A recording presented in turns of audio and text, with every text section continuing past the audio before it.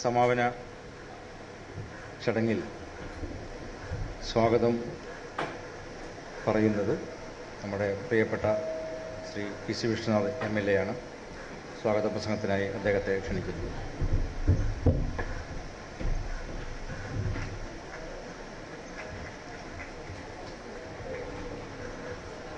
ബഹുമാനായ അധ്യക്ഷൻ, ഫെസ്റ്റിവലിൻ്റെ ഡയറക്ടർ കൂടിയായ ശ്രീ ടി.പി. രാജീവൻ അവർകൾ, സമാപന പ്രഭാഷണം നടത്തുന്ന മലയാളത്തിൻ്റെ പ്രിയ കവിയും നിരൂപകനുമായ കൽപ്പറ്റ നാരായണൻ മാഷ്, ബഹുമാനായ കവി ശ്രീ ദിവാകർ, പമ്പയുടെ കോർഡിനേറ്റർ കൂടിയായ എഴുത്തുകാരി Thulasi Venugopal, municipal councillor Bhargavi teacher, Pamba തീരത്തിൻ്റെ ബഹുമാനിയായ ഡോക്ടർ ശ്രീദേവി, പമ്പയുടെ കോർഡിനേറ്റർ ശ്രീ കെ രാജഗോപാൽ, വിവിധ ഭാഷകളിലെ ബഹുമാന്യരായ എഴുത്തുകാരെ, ഈ 3 ദിവസത്തെ ഈ സാഹിത്യ സംഗമത്തെ സജീവമാക്കിയ യുവ സാഹിത്യകാരന്മാരെ, മാധ്യമ സുഹൃത്തുക്കളെ, നിറഞ്ഞ സന്തോഷത്തോടും ചാരിതാർത്ഥ്യത്തോടും കൂടിയാണ് സിവെ 2015 സമാപന വേദിയിൽ നമ്മളെല്ലാവരും നിൽക്കുന്നത്. ഈ കഴിഞ്ഞ 3 ദിവസവും സംവാദങ്ങൾ കൊണ്ടും കവിതാ ആലാപനങ്ങൾ കൊണ്ടും ചൂടേറിയ സാഹിത്യ ചർച്ചകൾ കൊണ്ടും സജീവമായ പമ്പാതീരത്തു നിന്നും നിറഞ്ഞ മനസ്സോടുകൂടിയാണ് എല്ലാവരും പോകുന്നത് എന്ന് വിശ്വസിക്കുകയാണ്. ഞാൻ ദീർഘമായ ഒരു പ്രസംഗത്തിന് ഈ അവസരം വിനിയോഗിക്കുന്നില്ല. കാരണം വേദിയിലെ ബഹുമാന്യരായ വ്യക്തിത്വങ്ങൾക്ക് നിങ്ങളോട് സംസാരിക്കുവാനുണ്ട് എന്നതുകൊണ്ട്. എങ്കിലും തുടക്കത്തിൽ തന്നെ ചില നന്ദി വാക്കുകൾ പറഞ്ഞതുപോലെ ഇതിൻ്റെ സമാപന അവസരത്തിലും സിവയെ വിജയിപ്പിക്കാൻ വേണ്ടി കഠിനാധ്വാനം ചെയ്തവരെ ഒന്നുകൂടി അനുസ്മരിക്കുക. Festival director Shri T P. Rajeevan, പമ്പാതീരത്തിൽ എല്ലാ സൗകര്യങ്ങളും ഒരുക്കിയ ശ്രീദേവി ഡോക്ടർ, ഇതിൻ്റെ കോർഡിനേറ്റർമാരായി ഇതിനുവേണ്ടി പ്രവർത്തിച്ച പ്രിയപ്പെട്ട ശ്രീ തുളസി വേണുഗോപാൽ, ശ്രീ രാജഗോപാൽ,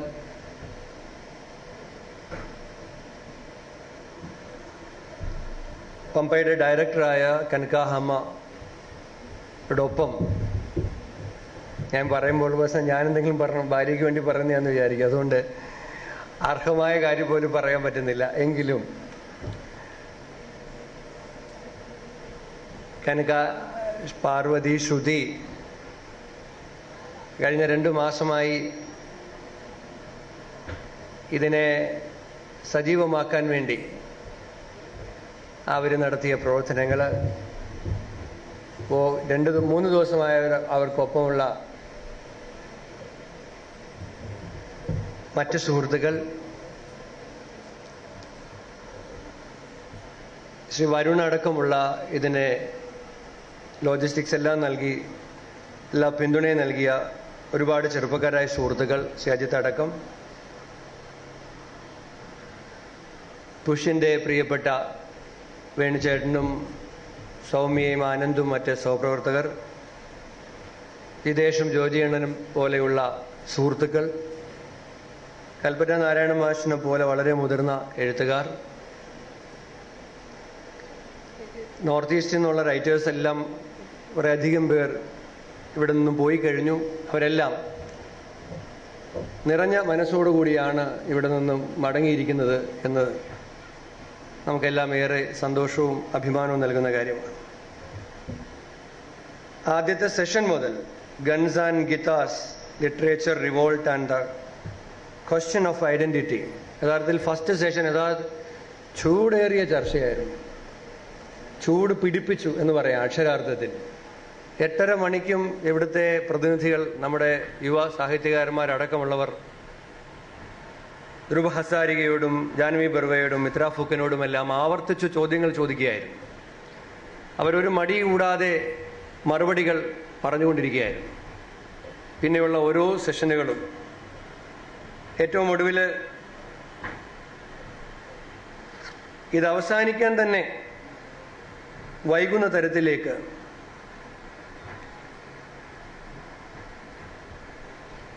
കവിതകൾ, റോബിൻ കവിത പറഞ്ഞുകൊണ്ടിരിക്കുമ്പോൾ വീണ്ടും വീണ്ടും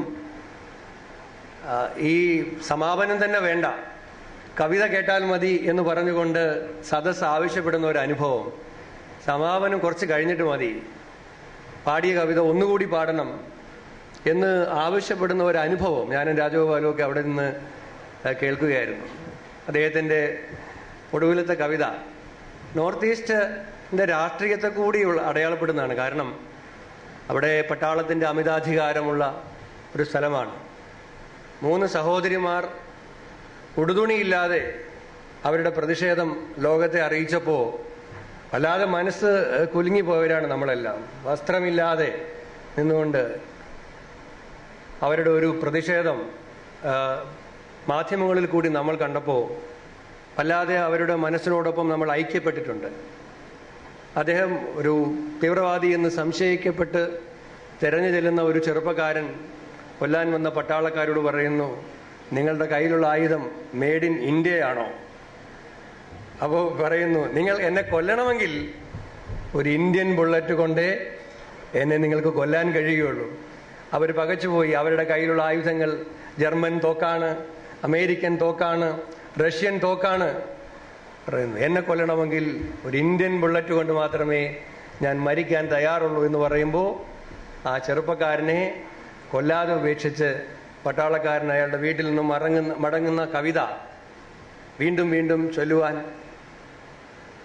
സദസ് ആവശ്യപ്പെടുന്ന ഒരു അനുഭവം. അതാണ് സിവേ 2015 വിജയം എന്ന് ഈ അവസരത്തിൽ അഭിമാനത്തോടുകൂടി പറയാൻ ഞാൻ ആവശ്യപ്പെടുന്നു. തീർച്ചയായും ഇതിനെ സമ്പന്നമാക്കിയ എഴുത്തുകാർ, ചെറുപ്പക്കാർ, നിങ്ങൾക്കെല്ലാവർക്കും ഒരു പുതിയ അനുഭവമായിരിക്കാം സിവേ എന്ന് വിശ്വസിക്കുന്നു. ഞാൻ എൻ്റെ കർത്തവ്യത്തിലേക്ക് കടക്കുന്നു. ഈ ചടങ്ങിന് അധ്യക്ഷപദം അലങ്കരിക്കുന്നത് ബഹുമാനനായ രാജീവേട്ടനാണ്. രാജീവേട്ടൻ നമ്മുടെ എല്ലാം സുഹൃത്തും സഹോദരനും ഈ എല്ലാവരുടെയും ഒരു കുടുംബാംഗവുമാണ്. അദ്ദേഹത്തെ പോലെ തിരക്കുള്ള ഒരു തിരക്കഥാകൃത്ത്, പലേരി മാണിക്യം പോലെയുള്ള സിനിമകൾ, ഞാൻ പോലെയുള്ള ശ്രദ്ധേയമായ മലയാളത്തിലെ സിനിമകൾ, ഒരു പുതിയ സിനിമയുടെ തിരക്കഥാ രചനയുടെ തിരക്കിൽ നിൽക്കുമ്പോഴും ഞങ്ങൾ ഇത് ആവശ്യപ്പെടുമ്പോൾ ഈ ഫെസ്റ്റിവലിൻ്റെ ഡയറക്ടറായി കഴിഞ്ഞ 2 മാസമായി ഈ പ്രവർത്തനങ്ങളിലെല്ലാം നേതൃത്വം നൽകി നിൽക്കുന്ന ഇതിൻ്റെ ക്യൂറേറ്ററായ ശ്രീ TP രാജീവൻ അവർകളെ ഈ സമാപന യോഗത്തിലേക്ക് എല്ലാവർക്കും വേണ്ടി സ്വാഗതം ചെയ്യുന്നു. കൽപ്പറ്റ നാരായണ മാഷിനെ കേൾക്കാൻ എപ്പോഴും വലിയ രസമാണ്. സമകാലിക പ്രസക്തമായ പല വിഷയങ്ങളെയും വളരെ സരസമായി, ഒന്ന് പറഞ്ഞാൽ പറയുന്നതിന് 4-5 അർത്ഥത്തിൽ മനസ്സിലാക്കാൻ കഴിയുന്ന രൂപത്തിൽ വർത്തമാനകാല സമൂഹത്തെ വിലയിരുത്തുന്ന കവിയും നിരൂപകനുമായ കൽപ്പറ്റ നാരായണ മാഷിൻ്റെ സെഷൻ ഇന്നലെ ഹിന്ദുവൊക്കെ എഴുതിയത് ഏറ്റവും അധികം നമ്മൾ സിനിമ IFFKക്ക് പോകുന്ന അവസരത്തിൽ IFFK തീരുമ്പോൾ പ്രേക്ഷകർ ഏറ്റവും ഇഷ്ടപ്പെട്ട സിനിമ എന്ന് പറഞ്ഞിട്ടൊരു സിനിമയുണ്ട്. ഓഡിയൻസ് പോൾ ഉണ്ട്. അവിടെ ഫിപ്രസ്കിയുടെ പോൾ ഉണ്ടാകും, IFFK ജൂറിയുടെ ഒരു വിലയിരുത്തലുണ്ടാകും, അതുപോലെ ഓഡിയൻസ് പോൾ ഉണ്ടാകും. അതുപോലെ ഇവിടുത്തെ പങ്കെടുത്ത മുഴുവൻ ആളുകളെയും ഏറ്റവും അധികം ഇഷ്ടപ്പെട്ട, അല്ലെങ്കിൽ ഏറ്റവും കൂടുതൽ അവർ ആസ്വദിച്ച എന്നൊക്കെ. ഞാൻ സാഹിത്യകാരനല്ലാത്തതുകൊണ്ട് ഒരു രാഷ്ട്രീയക്കാരൻ ഇത്തരം കാര്യങ്ങൾ പറയുന്നതിൽ എന്തെങ്കിലും തെറ്റുകൾ വരുവാണെങ്കിൽ ശ്രീ അനിത തമ്പിയെ പോലെയുള്ള ആളുകൾ ഏറ്റവും പിറകിലുണ്ട്. ക്ഷമിക്കണമെന്ന് വിനീതമായി അഭ്യർത്ഥിക്കുകയാണ്. കാരണം രാഷ്ട്രീയക്കാരുടെ പരിമിതി എനിക്ക് നന്നായിട്ട് അറിയാം. സാഹിത്യമൊക്കെ പറയുന്നതിനകത്തൊക്കെ വളരെ ശ്രദ്ധിച്ച് പറയേണ്ടതാണ്. ഞാൻ പറഞ്ഞത് അദ്ദേഹത്തെ ഏറ്റവും കൂടുതൽ എല്ലാവരെയും ഇഷ്ടപ്പെടുത്തിയ കൽപ്പറ്റ നാരായണ മാഷ് അദ്ദേഹത്തെ ഈ സമാപന പ്രസംഗത്തിൽ വേണ്ടി ഇവിടേക്ക് ഹാർദവമായി സ്വാഗതം ചെയ്യുകയാണ്.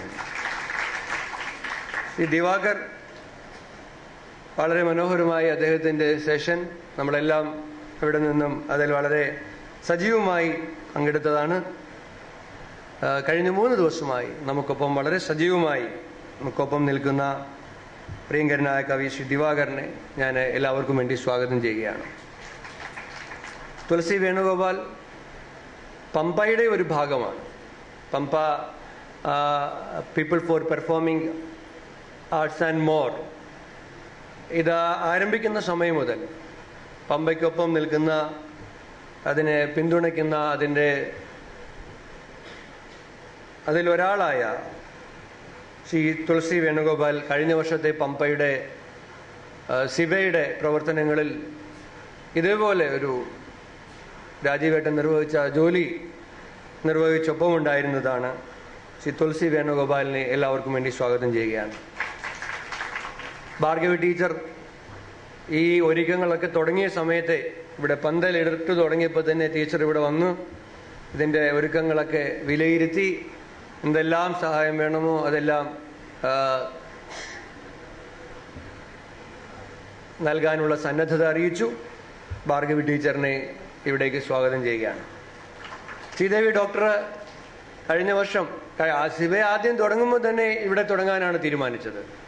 പക്ഷെ 2013 സിവയെ നമ്മൾ സംഘടിപ്പിക്കുന്ന അവസരത്തിൽ ഡാമിൽ വെള്ളമൊക്കെ തുറന്നു വിട്ടിട്ട് ഇപ്പോൾ നമ്മൾ ഈ നിൽക്കുന്ന സ്ഥലത്തെല്ലാം വെള്ളം കയറി കിടക്കുകയായിരുന്നു. ഇവിടെ സ്റ്റേജൊന്നും കെട്ടാൻ കഴിയാത്ത അവസ്ഥയായിരുന്നു. അതുകൊണ്ടാണ് അന്ന് സെൻറ് ആൻഡ് സ്കൂളിലേക്ക് ആദ്യത്തെ വെന്യൂ മാറ്റിയത്. പക്ഷെ കഴിഞ്ഞ വർഷമായപ്പോൾ ഇവിടെ എല്ലാ സൗകര്യങ്ങളും ചെയ്തു. താമസിക്കാനുള്ള സൗകര്യക്കുറവ് മനസ്സിലാക്കി ഡോക്ടർ തന്നെ പറഞ്ഞു അടുത്ത വർഷം സിവയ്ക്ക് മുമ്പ് അഡീഷണൽ ബ്ലോക്കിന്റെ നിർമ്മാണം പൂർത്തിയാക്കുമെന്ന് പറഞ്ഞുകൊണ്ട് വളരെ പ്രയാസപ്പെട്ടാണ് അഡീഷണൽ ബ്ലോക്ക് തന്നെ നിർമ്മിച്ച് നൽകിയത്. ഇതിനു വേണ്ടിയിട്ടാണ് ശരിക്കും പറഞ്ഞാൽ ഈ സിവയ്ക്ക് വേണ്ടിയിട്ട് നമ്മളൊരു പന്തലിടുന്നത് മനസ്സിലാക്കാം. സിവയ്ക്ക് വേണ്ടിയിട്ട് അതിൽ വരാവുന്ന എഴുത്തുകാർക്ക് താമസിക്കാൻ സൗകര്യക്കുറവ് ഉണ്ടാകാൻ പാടില്ല എന്ന് പറഞ്ഞിട്ട് ഒരു ബ്ലോക്ക് കെട്ടി നൽകുക എന്ന് പറഞ്ഞാൽ ചെറിയ കാര്യമല്ല. ഡോക്ടറിനെ ഞാൻ ആത്മാർത്ഥമായി നന്ദി അറിയിക്കുകയും ഇവിടേക്ക് സ്വാഗതം ചെയ്യുകയും ചെയ്യാം.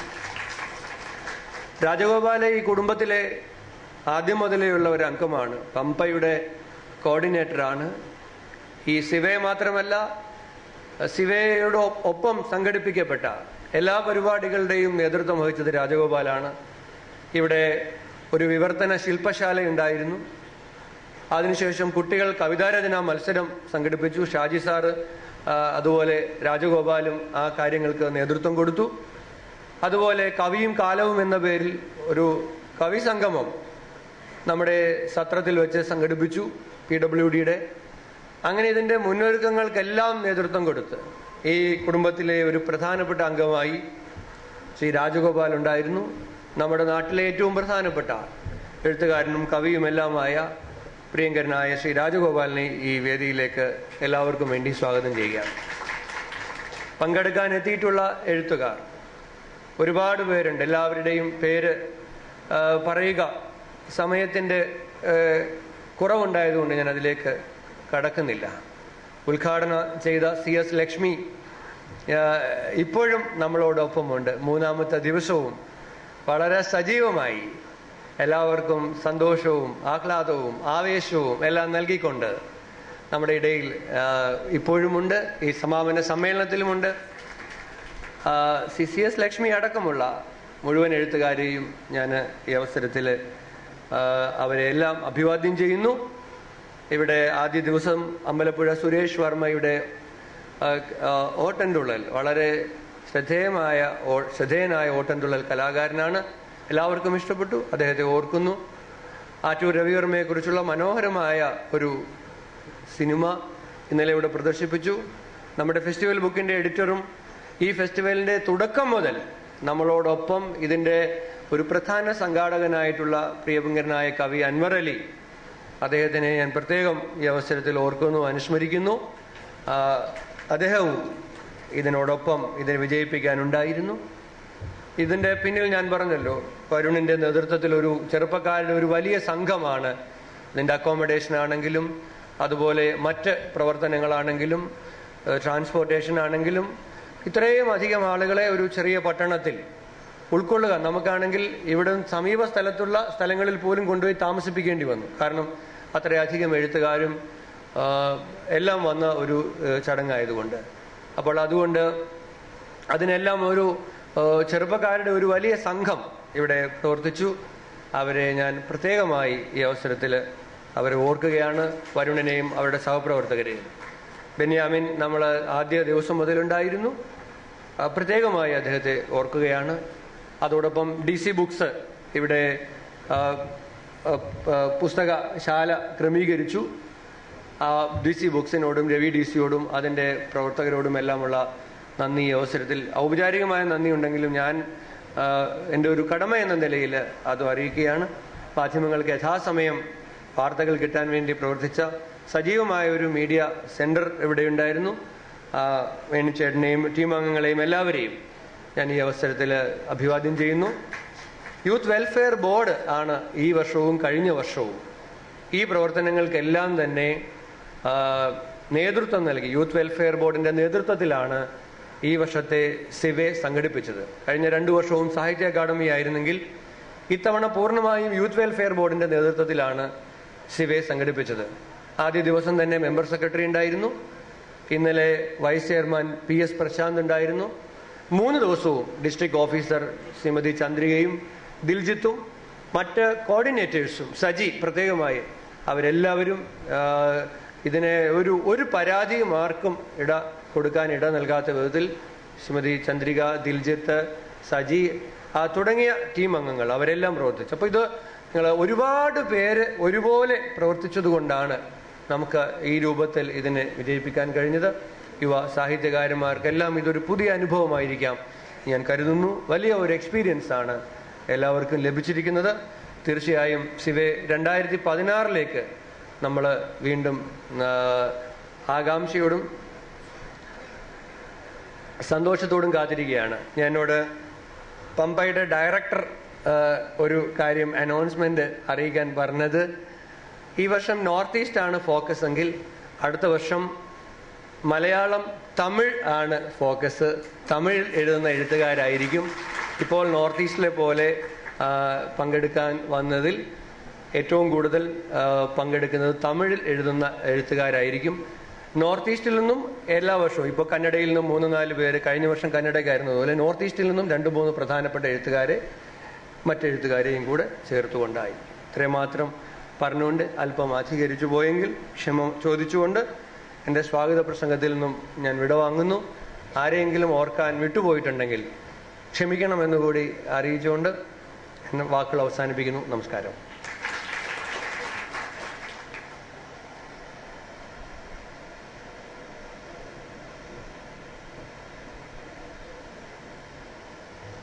പ്രിയപ്പെട്ട സുഹൃത്തുക്കളെ, ഫെസ്റ്റിവലിൽ സംഘടിപ്പിക്കുന്നതിൽ എനിക്ക് കിട്ടിയ അവസരം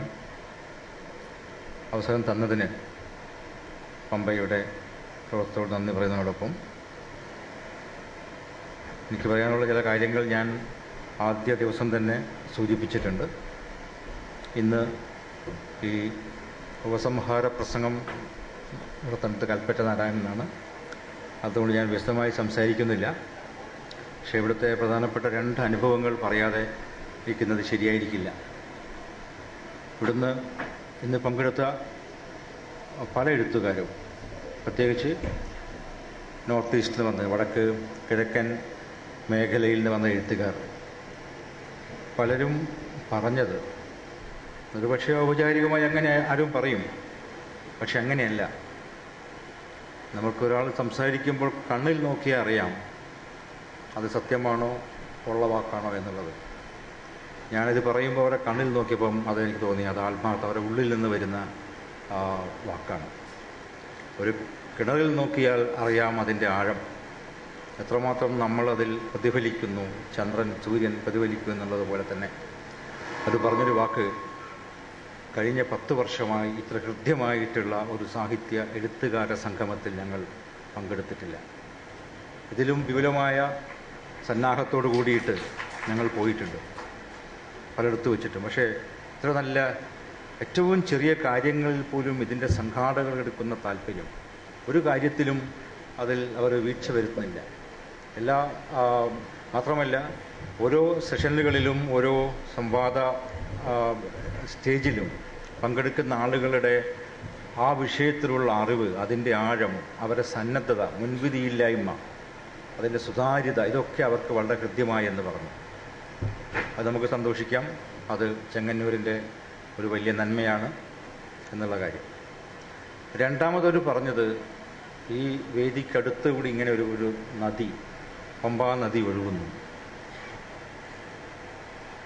ഇത് സംരക്ഷിക്കണം, ഇത് നിലനിർത്തണം, ഇത് മലിനമാക്കരുത്, ഇത് പങ്കിലമാക്കരുത്. അതിനുവേണ്ടി കൂടിയുള്ള ശ്രമങ്ങൾ വേണം.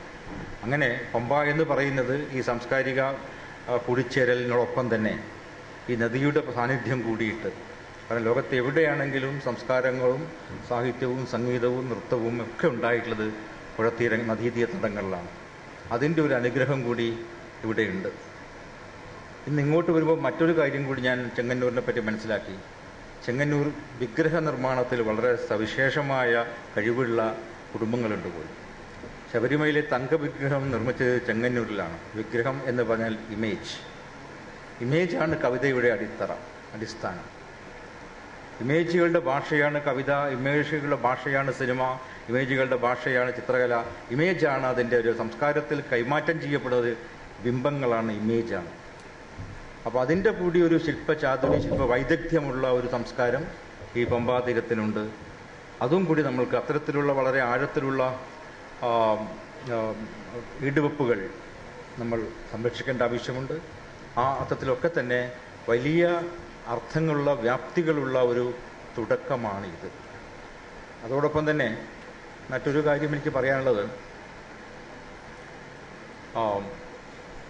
വാക്കുകൾ വളരെയധികം സൂക്ഷിച്ച് പ്രയോഗിക്കേണ്ട ഒരു കാലമാണ്. വാക്കുകളുടെ അർത്ഥം മാറിക്കൊണ്ടിരിക്കുകയാണ്. അത് ഞാനിങ്ങനെ കഴിഞ്ഞ ദിവസം PC വിഷ്ണുനാഥനോടും കൽപ്പറ്റയോടൊക്കെ പറഞ്ഞൊരു കാര്യമാണ്. എഴുതുന്ന ആളുകൾക്ക് നമ്മൾ കൂടിച്ചേരലുകളിൽ ഇത്തവണത്തെ വിഷയം തിരഞ്ഞെടുക്കുമ്പോൾ പ്രത്യേകിച്ച് കനകയുടെ ഒരു ശ്രദ്ധ കൊണ്ട് തന്നെ വളരെ പ്രധാനപ്പെട്ട വിഷയങ്ങൾ,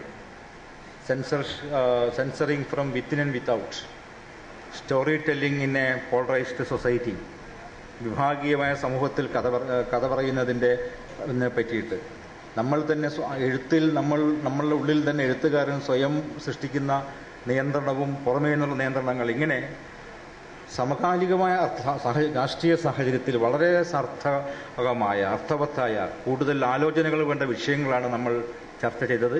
അതിലൊക്കെ തന്നെ വളരെ സജീവമായിരുന്നു. ഞാനത് പറയാൻ കാരണം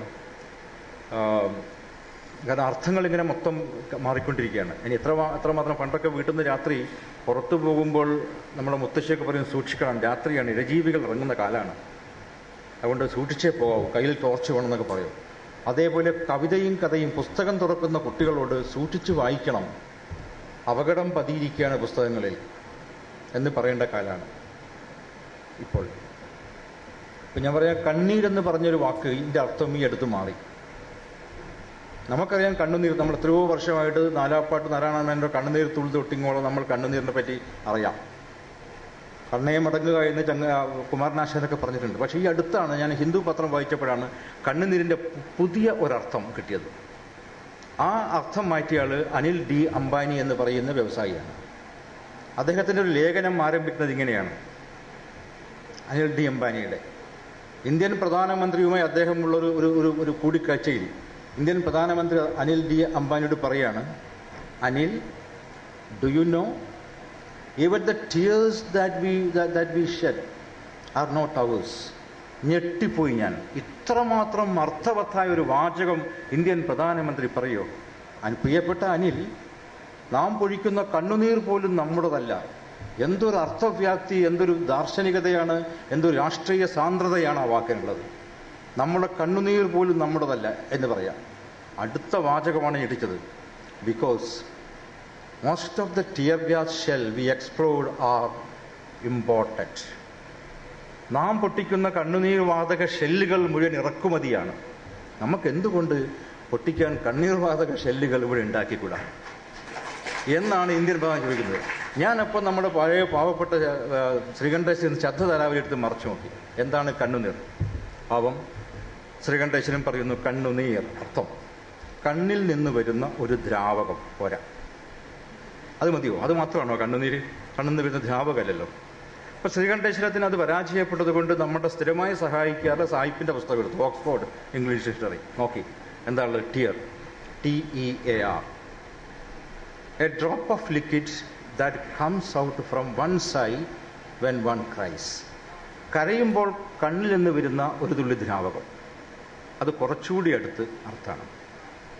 പക്ഷേ പുതിയ കാലത്ത് അനിൽ അംബാനി മാറ്റിയിരിക്കുന്നു. കണ്ണുനീർ എന്ന് പറഞ്ഞാൽ ടിയർ ഗ്യാസ് ഷെൽ പൊട്ടിക്കുമ്പോൾ കണ്ണിൽ നിന്ന് വരുന്ന ദ്രാവകമാണ്. കണ്ണുനീരിൻ്റെ മുഴുവൻ വൈകാരികവും ചരിത്രപരവും ജീവിതപരവുമായ മുഴുവൻ അർത്ഥങ്ങളെയും മുറിച്ചു മാറ്റിക്കൊണ്ട് ടിയർ ഗ്യാസ് ഷെൽ, നിങ്ങൾ കരയണമെങ്കിൽ നിങ്ങളൊരു സമരമുഖത്ത് പോയി നിൽക്കണം. നിങ്ങൾ ഏതെങ്കിലും ജാഥയുടെയോ പ്രകടനത്തിൻ്റെ മുമ്പിൽ പോയി നിന്ന് ബാരിക്കേഡുകൾ മുറിച്ചു കടക്കണം. എങ്കിൽ മാത്രമേ കരയാൻ കഴിയുള്ളൂ. അർത്ഥം മാറി, കണ്ണുനീരിൻ്റെ അർത്ഥം മാറി. ഇപ്പോൾ നമുക്ക് കേൾക്കുമ്പോൾ നിസ്സാരമായിരിക്കും അത്. പക്ഷെ ഭാവിയിൽ കണ്ണുനീരിൻ്റെ വ്യത്യസ്തമായ അർത്ഥങ്ങൾ ഒന്നായിട്ട് അത് വന്നുകൂടുന്നില്ല. Tear is a liquid that comes out from one's eye when the police or military explode tear gas shell. എന്ന് പറഞ്ഞുകൊണ്ട് അർത്ഥം നമ്മുടെ നിഘണ്ടുവിൽ കയറിക്കൂടാന്നില്ല. പേടിച്ചുപോയി വായിച്ചപ്പോൾ ഈ അർത്ഥമാറ്റം. തൊട്ടു പിന്നാലെ മറ്റൊന്നിൻ്റെ അർത്ഥം മാറി. നമ്മുടെ സർക്കാർ കൂടി കാട് എന്ന് പറഞ്ഞ അർത്ഥം മാറ്റി. ഇത്രയും കാലം കാട് നമ്മൾക്കറിയാം, കോടാനുകോടി വർഷങ്ങളിലൂടെ പ്രകൃതിയും മഴയും കാലവും ഒക്കെ കൂടി ഭൂമിയും എല്ലാം കൂടി സൃഷ്ടിച്ചെടുത്തൊരു ജൈവ പരിസരം ചുറ്റുപാടാണ് വനം. പക്ഷേ പുതിയ അർത്ഥമാറ്റം വരികയാണ്. കാട് മരങ്ങളുടെ ഒരു കൂട്ടം ആണ് പോലും കാട്. മരങ്ങളുടെ ഒരു കൂട്ടാണ്. അത് തോട്ടാണ് എൻ്റെ അറിവിൽ. തോട്ടമാണോ കാട്? അപ്പം കാട് എന്ന വാക്കിൻ്റെ അർത്ഥം മാറ്റുന്നു. പുരാണങ്ങൾ എന്ന് പറയും, മിത്ത് എന്ന് പറയുന്നത് ചരിത്രമായി മാറുന്നു. മിത്ത് സയൻസായി മാറുന്നു. പുഷ്പക വിമാനം എന്ന് പറയുന്നത് ഇവിടെ കണ്ടുപിടിച്ചെന്ന് പറയുന്നു. ഭാവനയും ശാസ്ത്രചിന്തയും തമ്മിൽ പകരം വെക്കപ്പെടുന്നു. ഈ രീതിയിൽ മനുഷ്യഭാവന, മനുഷ്യചിന്ത, മനുഷ്യൻ്റെ വാക്ക്, മനുഷ്യൻ്റെ ഭാഷ, ഇതിനെ മുഴുവൻ തകിടം മറിക്കുന്ന, മുഴുവൻ കീഴ്മേൽ മറിക്കുന്ന വളരെ അപകടകരമായ ഒരു സാംസ്കാരിക സാഹചര്യത്തിലോട്ട്, ഭാവിയിലോട്ട് നമ്മളിങ്ങനെ എത്തി നോക്കുകയാണ്. കൊച്ചുകുട്ടികളിങ്ങനെ മുമ്പിലൊക്കെ വീട്ടിലൊക്കെ ആരെങ്കിലും വന്നാൽ ഒന്ന് എത്തി നോക്കും. വന്നിട്ട് അവർക്കറിയാം സ്നേഹമുള്ള ആളാണെങ്കിൽ അവൾ ചിരിച്ചുകൊണ്ട് നടന്നിട്ട്. കുട്ടികൾ ഈ പക്ഷികൾ, പ്രകൃതി എന്നൊക്കെ പറയുന്നത് വളരെ വളരെ അടുത്താണ്. ഭൂകമ്പം വരുന്നത്, സുനാമി വരുന്നത് ആദ്യം അറിയുന്നത് മൃഗങ്ങളാണ്, ചെടികളാണ് ആദ്യം അറിയുന്നത്. അവർക്കറിയാം. അതിനുള്ളൊരു അതീന്ദ്രിയമായ ജ്ഞാനം പ്രകൃതിക്കുണ്ട്, അതുപോലെ കുട്ടികൾക്കുണ്ട്. വീട്ടിലാരെങ്കിലും വന്ന് എത്തി നോക്കും. പേടിപ്പെടുത്താണെങ്കിൽ ഒറ്റ കരഞ്ഞൊരൊറ്റ മടങ്ങിയ ഓട്ടമാണ് വീട്ടിൻ്റെ അകത്തോട്ട്, അമ്മയുടെ അടുത്തേക്ക് കുട്ടികൾ. അങ്ങനെ മലയാളം, നമ്മുടെ ഭാഷയിലെ വായനക്കാർ, എല്ലാ ഇന്ത്യൻ ഭാഷകളിലും വായനക്കാർ പേടിച്ച് തിരിച്ചോടിപ്പോകേണ്ട ഒരു വലിയ സാംസ്കാരികമായ ഭീകരത ഭൂതകാലം നമ്മുടെ മുമ്പിലുണ്ട്. അതുകൂടി അത്തരത്തിലുള്ള കാര്യങ്ങളിലേക്ക് കൂടിയുള്ള ചില ഉണർവുകൾ സൃഷ്ടിക്കുക എന്നുള്ളത് കൂടി ഈ ഫെസ്റ്റിവലിൽ വിഷയം തിരഞ്ഞെടുത്തതിൽ വളരെ സൂക്ഷ്മമായ വിവേകം കാണിക്കാൻ കനകയെപ്പോലുള്ള സംഘാടകർ കഴിഞ്ഞു. എന്നെപ്പോലുള്ള ആളുകൾ അതിനൊരു സഹായമായി മാറി എന്നുള്ളതാണ്. ഭാവിയിലും ഈ മൂർച്ച, ഈ സജീവത, ഈ ഉണർന്നിരിപ്പ് സിവേക്ക് ഉണ്ടാവണം, പമ്പയ്ക്ക് ഉണ്ടാവണം എന്ന് ആണ് എൻ്റെ ആഗ്രഹം. ഈ വർഷം സഹായിച്ച പല ആളുകളുണ്ട്. ഒക്കെ നമ്മുടെ PC വിഷ്ണുനാഥ് എല്ലാവരെയും പറഞ്ഞു. എൻ്റെ കൂടി ഇതിൻ്റെ ഒരു ഡയറക്ടർ എന്ന് പറയുന്ന ഒരു അലങ്കാര സ്ഥാനം മാത്രമാണ്. ആ രീതിയിൽ അതിൻ്റെ എൻ്റെ കൂടി വളരെ നന്ദിയും കടപ്പാടും ഞാൻ അറിയിക്കുന്നു. നമ്മുടെ ഉപസംഹാര പ്രസംഗത്തിന് വേണ്ടി എൻ്റെ പ്രിയപ്പെട്ട സഹോദരൻ എന്നിനെ പറയാൻ പറ്റും രീതിയിലുള്ള കൽപ്പറ്റ നാരായണൻ ആണ്. അദ്ദേഹത്തെ ക്ഷണിച്ചുകൊണ്ട് അവസാനിപ്പിക്കുന്നു.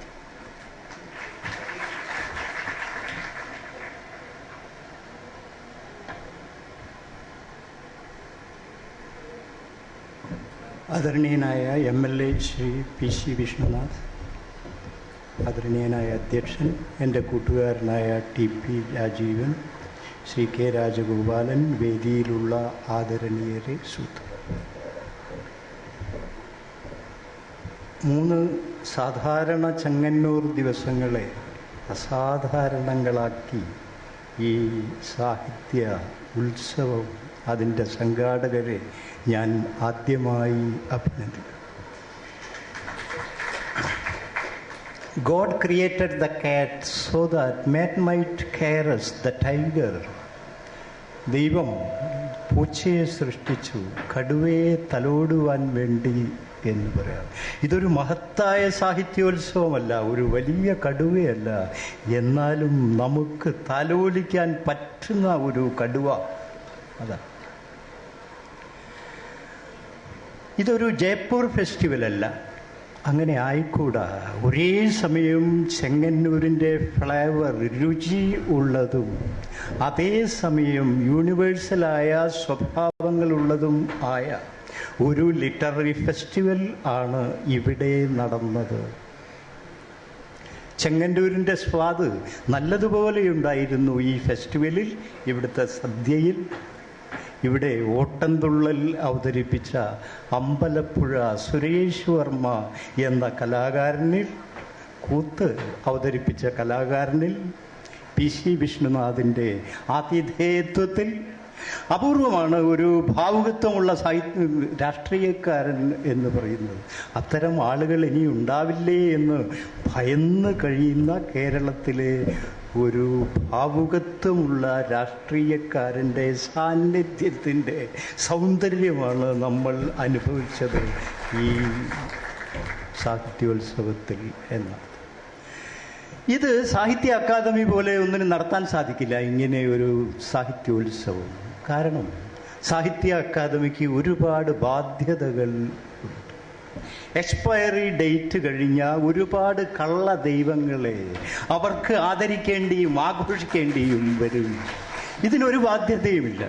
നിറഞ്ഞു നിൽക്കുന്ന ചൈതന്യമുള്ള ആളുകളെ മാത്രം മതി ഞങ്ങൾക്ക് എന്ന് വിചാരിക്കാനുള്ള സ്വാതന്ത്ര്യവും ആധുനികതയും ഈ ഒരു സാഹിത്യോത്സവത്തിനുണ്ട്.